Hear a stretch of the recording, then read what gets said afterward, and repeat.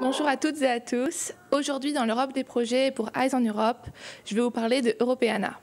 En 2005, Jacques Chirac, alors président français, et 5 autres chefs d'État européens co-signaient une lettre demandant la création d'une bibliothèque européenne digitale, Europeana. Le premier prototype est mis en ligne fin novembre 2008 avec plus de 4 millions d'objets digitaux. En janvier 2011, le projet est reconnu par la Commission européenne comme la principale référence pour l'héritage culturel européen en ligne. L'objectif d'Europeana est en effet d'aider les acteurs du patrimoine culturel européen dans leur transition digitale, mais aussi de leur permettre de toucher un nouveau public. En effet, promouvoir une digitalisation de bonne qualité et exportable dans la majorité des formats, c'est promouvoir le partage et la découverte de collections auparavant inaccessibles. Une classe de primaire polonaise fait un cours sur Frida Kahlo, mais ne peut se déplacer pour voir ses œuvres en vrai. Pas de problème, Europeana est là. Pour ce faire, Europeana a créé une série d'outils et de solutions techniques pour mettre en valeur, partager, utiliser et réutiliser cet héritage culturel.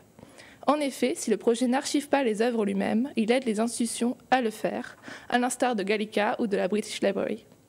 L'enrichissement de la plateforme numérique est aussi mené via des projets de numérisation cofinancés par la Commission européenne.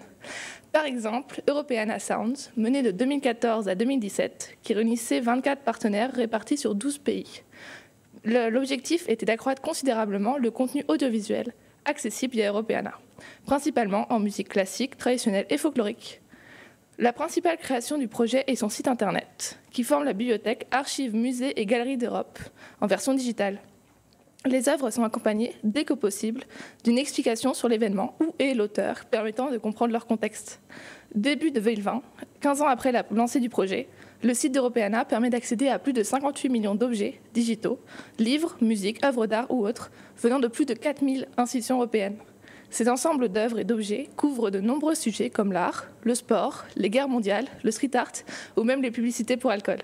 Merci de nous avoir suivis. C'est Charline pour Eyes on Europe dans l'Europe des projets.